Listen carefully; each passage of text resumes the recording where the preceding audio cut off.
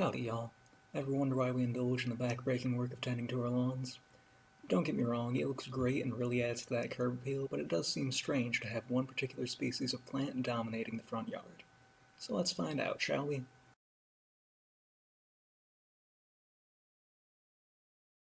The word lawn is derived from the Middle English word laund, which referred to a glade or opening in the woods where grasses and clover were more easily exposed to light and not shaded by the oppressive leaves of larger trees.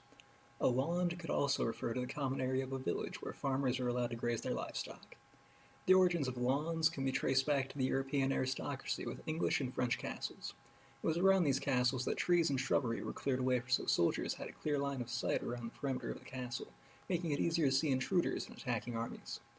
The lawns did not consist of grass at this time, but instead were comprised of thyme and chamomile throughout the 16th century because they required less maintenance and did not grow as tall as most grasses. As the 16th century rolled over into the 17th century, more and more elites and wealthy nobles were beginning to plant grass around their homes. The trend continued to spread, and the elites were now hiring help or purchasing slaves to tend to their lawns. You know, typical 17th century type stuff. Things went on like that for another 100 years, but then Edwin Budding designed the first lawnmower in the 1830s. Budding's invention made it easier for the common man to maintain their lawns, and the design became more popularized throughout the century, reaching its peak closer to the 1900s. Unfortunately, Budding wouldn't be the last man to have an impact on the trend of grass lawns. Enter landscape architect and failed gold mine manager Frederick Law Olmsted, a man who designed public parks and other lands. You may be familiar with his work on Central Park in New York City.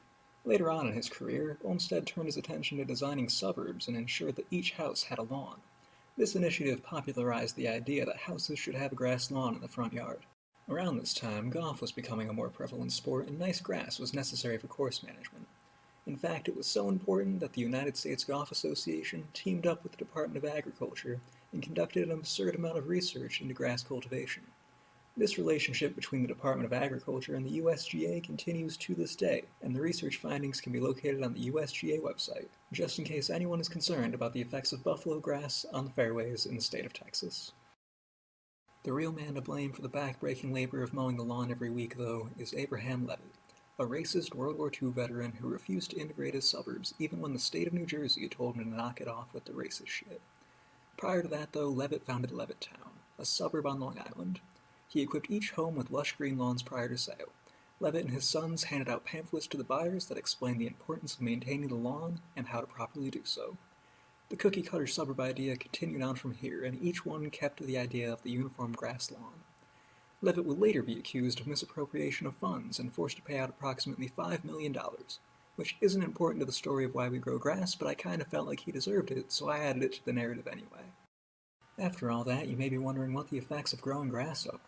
Well, apart from having a good-looking front lawn, grass has the potential to raise the price of a home by about 10%. On the other hand, maintaining a nice lawn can be fairly expensive, and that money used to maintain a nice lawn contributes to a $40 billion a year industry.